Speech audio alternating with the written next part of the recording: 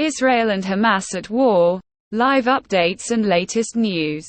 Thousands of Palestinians began fleeing their homes and moving south after Israel's military delivered sweeping evacuation orders for almost half of Gaza's 2.3 million people earlier on Friday ahead of an expected ground offensive.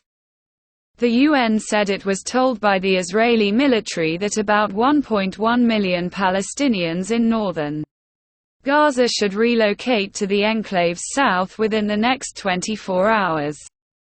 Hamas urged people to stay put and defy the Israeli military order to evacuate homes. Israeli airstrikes on convoys fleeing Gaza City killed 70 people, mostly women and children, the press office of Hamas said. Hamas said the cars were struck in 3 places as they headed south from Gaza City on Friday. Israel's Prime Minister Benjamin Netanyahu vowed to eradicate Hamas and said, "Israel's counteroffensive in Gaza is just the beginning."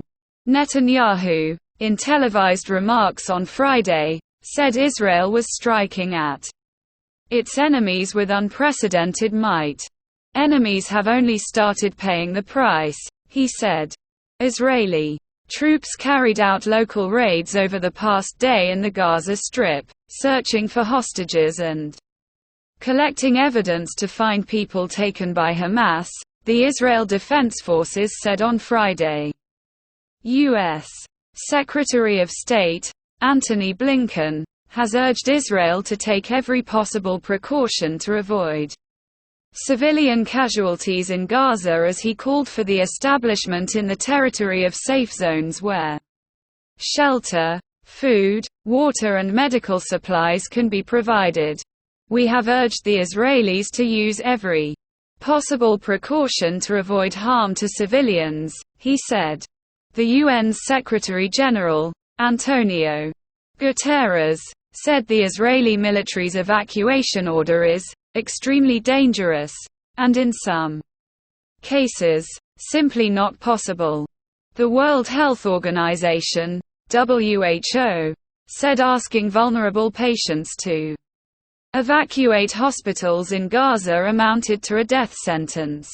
Amnesty International said Israel's evacuation order cannot be considered an effective warning and called for it to be rescinded immediately. At least 1,900 Palestinians have been killed in Gaza from Israeli strikes, including 614 children and 370 women, according to Gaza's health ministry on Friday. At least 16 Palestinians were shot and killed in the West Bank over the course of the day, the Palestinian health ministry said. A journalist has been killed and 6 others injured after an Israeli shell landed in a gathering of international journalists covering clashes on the border in South Lebanon. On Friday, Reuters confirmed that its videographer Issam Abdallah was killed. Meanwhile, the BBC said its journalists were assaulted and held at gunpoint after they were stopped by Israeli police. In Tel Aviv, the U.S. President, Joe Biden, said he had spoken with the families of Americans held by Hamas in Gaza, and that they were going through agony not knowing the fate of their loved ones. He also said he was making a priority of urgently addressing the humanitarian crisis in Gaza. The Israel Defense Forces have denied allegations by Human Rights Watch that they have used white phosphorus munitions in their military operations in Gaza and Lebanon. HRW said the use of such weapons put civilians at risk of serious and long-term injury. Palestinian groups have asked for the International Criminal Court to investigate. Tens of thousands of protesters rallied across the Middle East and in parts of Asia, Europe and the United States on Friday in support of Palestinians and condemnation of Israel. Elsewhere, Jewish communities in the US, France and other countries held rallies in solidarity with Israel after the Hamas attack from Gaza.